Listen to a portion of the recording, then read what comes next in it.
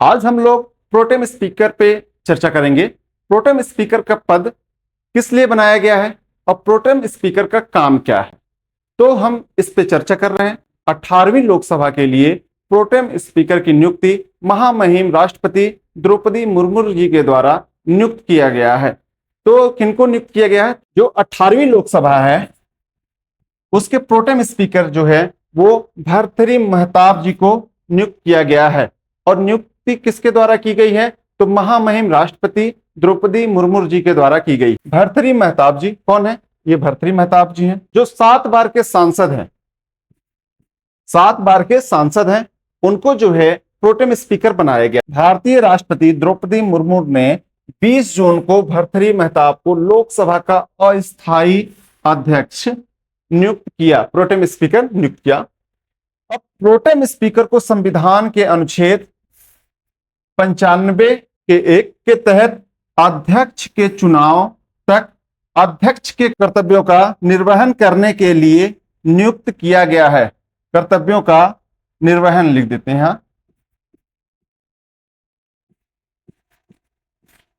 निर्वहन करने के लिए नियुक्त किया गया है। राष्ट्रपति को संविधान के अनुच्छेद 99 के तहत लोकसभा के सदस्य श्री सुरेश कोडिकुन्नेल्ल, श्री राजू तेवर बालू, श्री राधा मोहन सिंह, श्री फग्गन सिंह कुलस्ते, श्री सुदीप बंदोपाध्याय को अध्यक्ष के 18वीं लोकसभा के नवनिर्वाचित सदस्यों को शपथ दिलाने, प्रतिज्ञान कराने में प्रोटेम स्पीकर की सहायता करने के लिए नियुक्त किया गया है।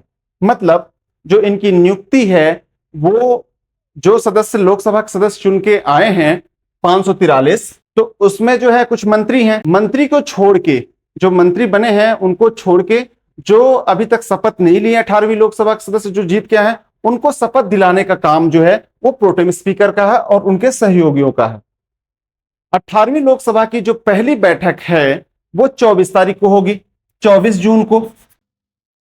24 जून और 25 जून 2 दिन जो है जो प्रोटेम स्पीकर और उनके सहयोगी जो हैं, जो लोकसभा के सदस्य चुन के आए हैं 18वीं लोकसभा के सदस्य, उनको शपथ दिलाने का काम करेंगे। क्योंकि इतने सारे सदस्य हैं तो उनको शपथ दिलाना कोई एक व्यक्ति शपथ नहीं दिला पाएगा क्योंकि उसमें समय लगता है ना। तो ये सब सहयोगी बनाया गया है और ये जो है भर्तृहरि महताब जी को प्रोटेम स्पीकर बनाया गया। तो कुल मिला के ये देखना है कि प्रोटेम स्पीकर का काम क्या है, तो सिर्फ 2 ही काम है। पहला तो जो लोकसभा के सदस्य चुन के आए हैं उनको शपथ दिलाना, और दूसरा जो काम है वो लोकसभा अध्यक्ष का जो चुनाव है उसके लिए सदस्यों को तैयार करना। तो जो लोकसभा के अध्यक्ष का जो चुनाव होगा उनके लिए जो सदस्य होंगे उनको ये तैयार करेंगे। उसके बाद जो है वो लोकसभा अध्यक्ष का चुनाव होगा। तो आपको पता हो या ना हो, लेकिन खबर यह है कि 26 तारीख को लोकसभा अध्यक्ष का चुनाव होगा। अब लोकसभा अध्यक्ष का चुनाव होगा 26 तारीख को, तो देखना यह है कि ये किस पार्टी के होंगे, क्योंकि जो बीजेपी है उनके जो सहयोगी हैं वो जो है लोकसभा अध्यक्ष का पद मांग रहे हैं। मीडिया में ऐसे चर्चा है जिसमें 2 मुख्य हैं, एक तो टीडीपी के प्रमुख चंद्रबाबू नायडू जी और दूसरा जेडीयू से नीतीश कुमार जी हैं सहयोगी, उनके जो सदस्य जीत के आए वो सहयोग कर रहे हैं। लेकिन ऐसी खबर है कि टीडीपी जो है तेलुगु देशम पार्टी, वो जो है लोकसभा अध्यक्ष का पद को मांग रही है कि अध्यक्ष जो होगा लोकसभा का टीडीपी का ही होगा। लेकिन अब देखना यह है कि 26 तारीख को क्या हो रहा है। बीजेपी अपना लोकसभा स्पीकर बना रही है जबकि टीडीपी अपना चाह रही है। दोनों में कहीं ना कहीं मतभेद हैं। अब ये जो क्लियर बात होगी वो 26 तारीख को होगी कि किसका जो है लोकसभा अध्यक्ष बन रहा है। लेकिन अधिकतर चांस ये बन रहे हैं कि बीजेपी के ही जो लोकसभा अध्यक्ष होंगे वो होंगे, भले से वो जो है डिप्टी स्पीकर का जो पद वो सहयोगियों को अपने दे दे।